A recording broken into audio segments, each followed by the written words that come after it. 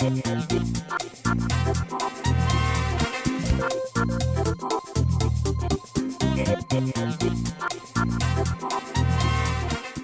been a while since I've actually gone through some of the rucksacks that I have access to and given you a bit of an overview and the pros and cons of the different items and features that they contain.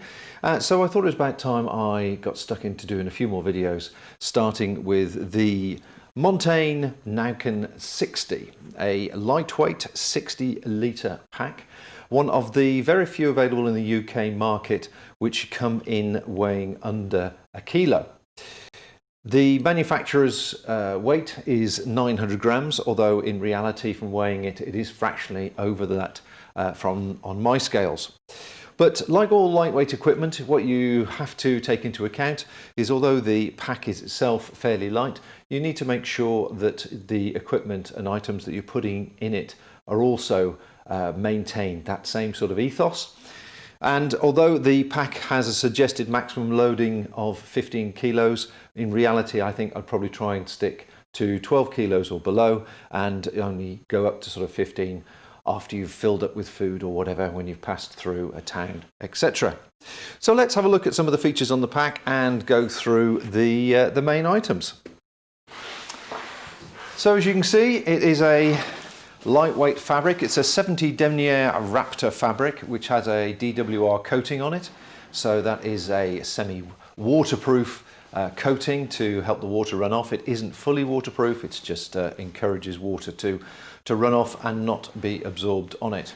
We have a top pocket which I'll look at in a second, two front pockets which are fairly large and generous, and of course a slightly thicker fabric at the base. Now looking at the top pocket, it is a central zip. Unfortunately it's not a waterproof zip, which would have helped stopping any ingress of water for obvious reasons if you were to put paper maps or books or guidebooks or whatever in there. But it's a small pocket which I would class as being used for your daily munches or a few things that you might need as you're popping along on the trail.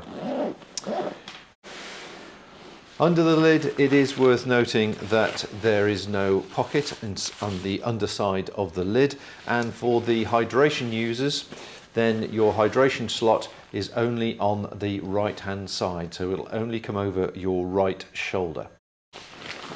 Coming back to the front of the pack, as I say, we have these two generous pockets here. Now the compression system, just worthwhile mentioning that at the moment. There's a upper compression system here and here, which pulls the contents of these two pockets tight, and I'll put something in those pockets in a while so you can see what that's like. This is the upper clip for the walking poles, and again I'll put walking poles in a minute, and the nice little secreted lower section for the walking poles is here for the tips to go into.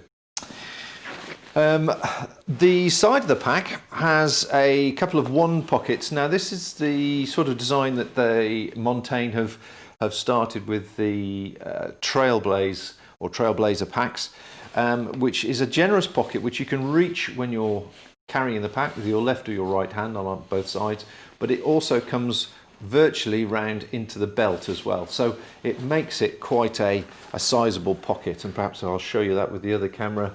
As you can see here, there's a reasonable pocket there. It's certainly big enough for hats, gloves, wind shirts, food, etc, etc. And that's the same on both sides.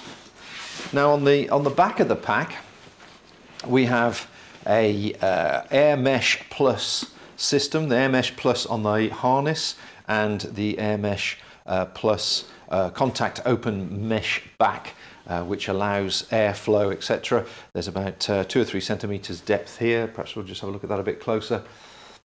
As you can see, there's quite a bit of depth there with the airflow, and it's a firm foam as well, so unlikely to collapse too much on you, and that encourages the airflow. The back system is adjustable, which is something else again which the Montane packs have now started doing on a regular basis. Quite an efficient system, fairly simple to adjust, and it goes from small, that is men 40 centimetre back length, 16 inches, and women 38 centimetres, 15 inches, up to large, which is men's 53 centimetres stroke 21 inches, and women's 48 centimetres, 19 inches. I'll put some graphics on the screen, hopefully you can see it there. And to adjust the pack, you simply pull the Velcro back, lift this second section, and you can see, if I move my fingers, you can see small, medium, right down to large, and you just slide that into place. There's a red marker there to not go any further, and then it's now adjusted for my back length, which is a large back length, which is good. The one thing that people might feel troubled about is, as hip belts go, it's not particularly padded, and neither are the shoulder harnesses, which is again indicative of lightweight packs not carrying a vast weight. You can see the thickness of the harness there, and the same goes for the thickness of the hip belt. And you'll notice there's no pockets on the hip belt on either hip belt, which some people may prefer. It's certainly become a common thing now on rucksacks to have that pocket. Although the one pockets are generous, in a case like this you could ask somebody like Treadlight Gear to make you a custom pocket to clip onto these, which would obviously help you stash a little bit more stuff. But as you can probably guess from the thickness of the hip belt and the fact that the hip belt's not rigid in any way, and also the shoulder harness, we're not talking about a heavy capacity here, which is something to be reminded of. So we have a rucksack which is 60 litres, under a kilo, and is designed to carry bulk but not heavy weight. The belt system is a central clip naturally, and you pull the buckles in towards you, which makes for a much tighter fit when you're actually fitting the rucksack. And then finally you have the Montane clip and go chest brace system, which is great. It clips on, very positive, and it just pulls off when you need to use it. So it won't come off when normal use, but it does come off when you desire that to be the case. So let's have a look inside the pack. The two clips here pop off nicely. The pack itself has what they call a bivvy opening.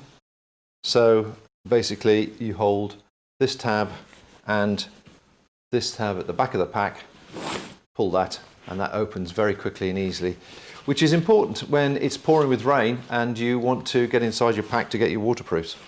One thing which is great to see, which is actually very difficult to see at this particular video, is they've got rid of the hydration slot down the back. At last, people have got rid of the most useless item on rucksacks. I always found the hydration slot to be frustrating. However, for those people who do use hydration, there is if I just push that back, you can just see it, there you go.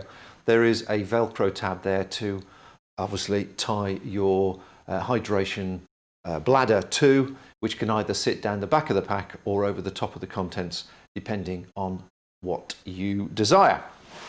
So as I said, coming back round to the front of the pack, the walking pole clips are very simple. So you just tow in your tips into that section and then undo the elastic clip at the top, and that then, he says, clips into place, and that'll hold your poles nice and steady. Obviously lightweight pack, lightweight poles, important. Mountain King poles, carbon fibre, excellent.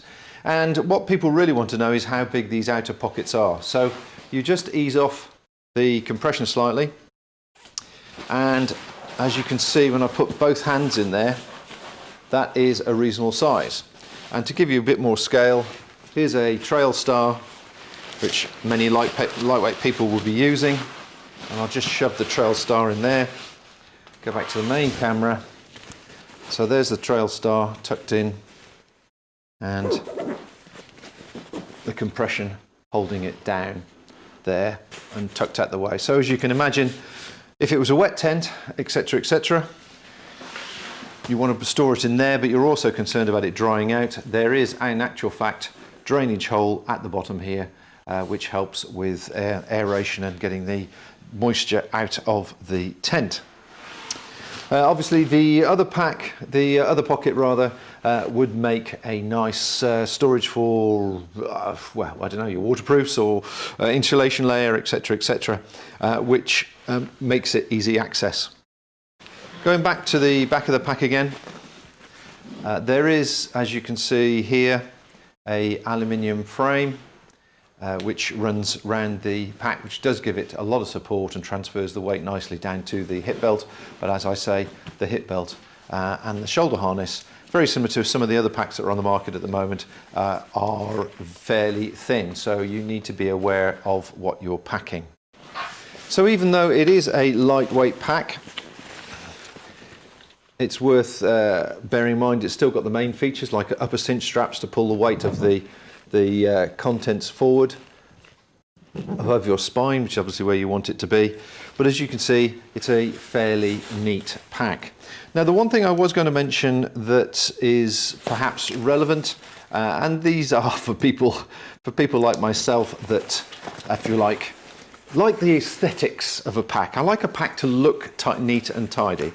Heavier duty packs, because of the nature of the fabrics, tend to hold their shape fairly well no matter how you pack them. Whereas with lightweight packs, you tend to find that you need a little bit of discipline on the way that you structure the contents. Obviously inside here at the moment we've got a couple of pillows which fluffs the pack out nicely and makes it look balanced, but there are times when you're on the hill that you want it to be looking good as well as fairly well balanced. So that's something just to keep in mind. What some people do is fold their sleeping mat, for example, down into sixths and zigzag it and fold it down the back of the frame of the pack to give the pack structure. Some people allow their sleeping mat to go into a loose tunnel and pack their gear inside the tunnel.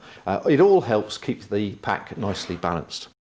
So I don't think there's anything else to add. If there is, I shall put it up as a graphic now. So that is the Montane Naukan 60, a lightweight pack available in the UK, all for under a kilo.